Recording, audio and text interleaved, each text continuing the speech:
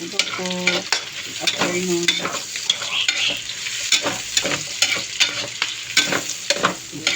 niluluto na po natin yung pinagtula. Yan. Binasa po na natin. Medyo binrown ko lang muna po yung lempo. Pero yung medyo maraming taba po ang kinuha natin para malasa. Bigyan po natin ng konting alamang. Tapos pork cubes. Bigyan po natin. Mix natin. Tapos lagyan na po natin yung sangka. Saka yung pangalawang gata.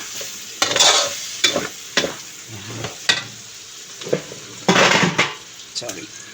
Ito po.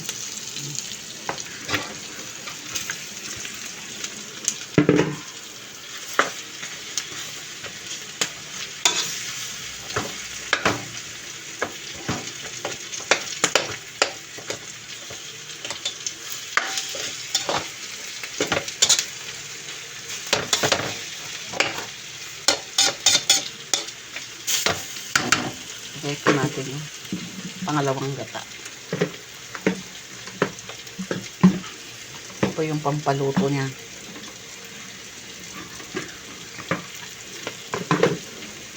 Ito po yung pangluto niya. Mamaya na po yung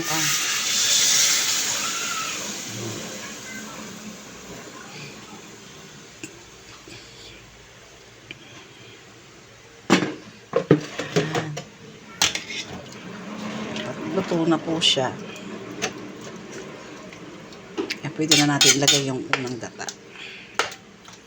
Yung kakang gata. Ayan. Tayo natin kumulo.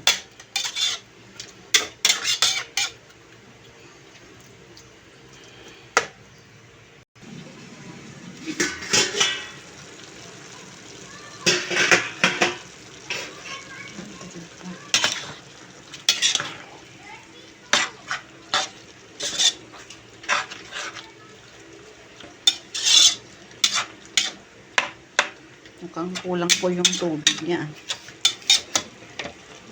Dagan. Kung kulang po ganito, medyo dry siya. Pero marami pa po naman po. Siguro pag kumulo ito.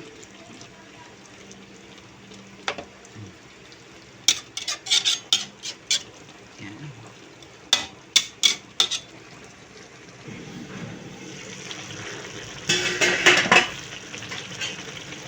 Yan. Lapit na pong maluto. Maya-maya pwede na natin ilagay yung gata. Yung unang gata.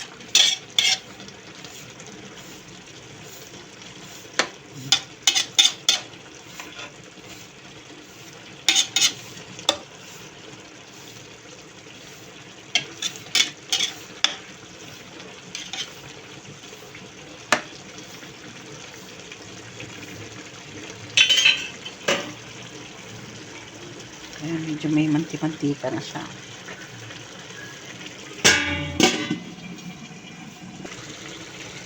Ayan, pwede na po natin ilagay yung gata.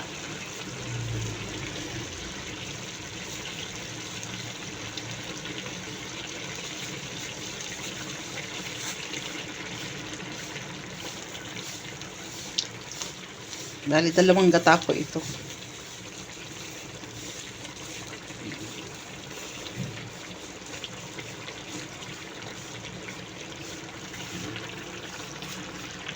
Lagay na po natin yung sili sa ibabaw. Sabi nga nila pampaganda, pampakulay kulay. Ayan.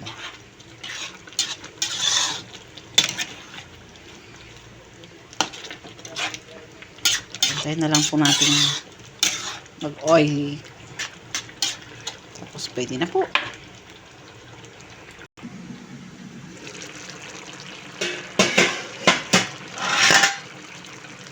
Wala pong lasa, so dadagdagan ko po ng alamang.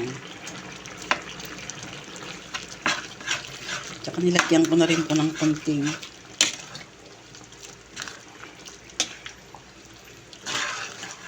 magic.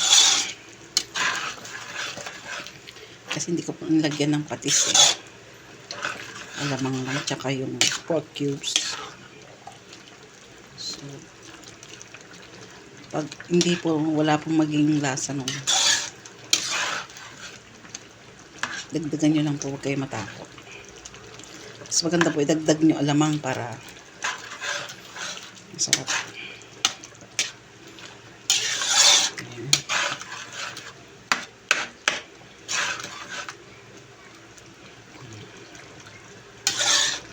Yung mantika na po. Asa na yung alamang? Na-mix na ba? Baka hindi ko na-mix eh. Delikado. Ayan.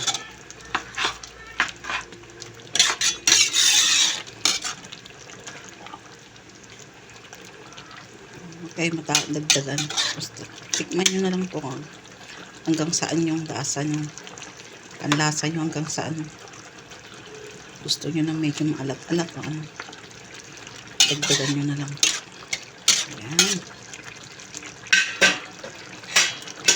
Pag kulang pa rin,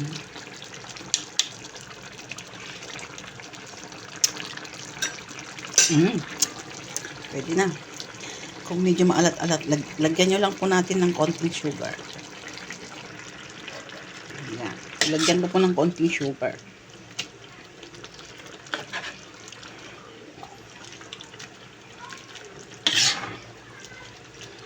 Para may panlaban po yung maanghang niya, tsaka yung medyo alat-alat.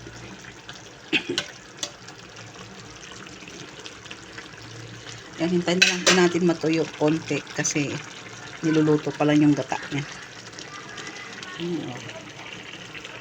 Pwede na po. Ayan na po yung oil niya. Salamat po sa pagpanood nyo. Thank you so much. Ayan, ito na po ang ating sinampulan. Ang daming gata po. Nag-oily na po siya. Kung gusto niyo pong matuyo, patuyuin niyo po yung ganito. Pero maganda po yung medyo may matirang konting sabaw. Tara po. Enjoy po. Enjoy po sa panonood. Salamat po. God bless po.